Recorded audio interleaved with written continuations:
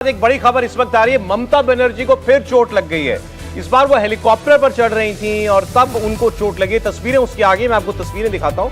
अभी तो पीछे कुछ दिनों पहले हुआ था, ममता बनर्जी को सर पे चोट लगी थी जब घर में ही वो गिर गई थी। अब ये तस्वीर आई है जिसमें वो हेलीकॉप्टर पर चढ़ रही थी और शायद फिसल गई वो उस वक्त जो है।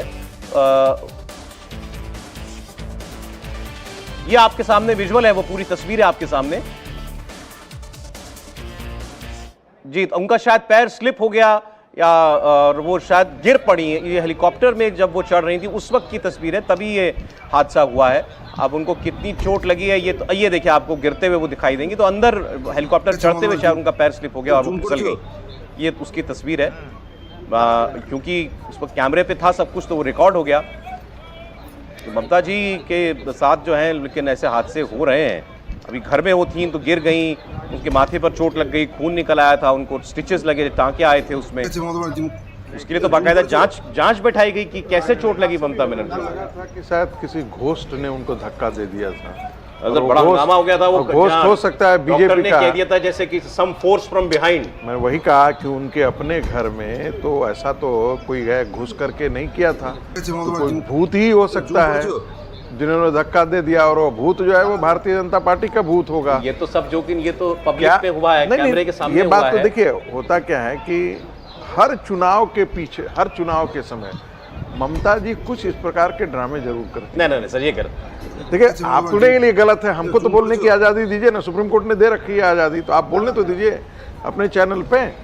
तो ये जो है ना, इससे होता क्या है ना कि आप जनता के साथ, उनके इमोशन के साथ खेलने की कोशिश करते हैं। होता क्या है, सिंपैथी लेने की कोशिश करते हैं। आज ममता बनर्जी जो हैं वो गिरी हुई हैं, आरोपों से गिरी हुई हैं। उनके मंत्री के यहाँ से बिस्तर से जो है वो पैसे निकल रहे हैं।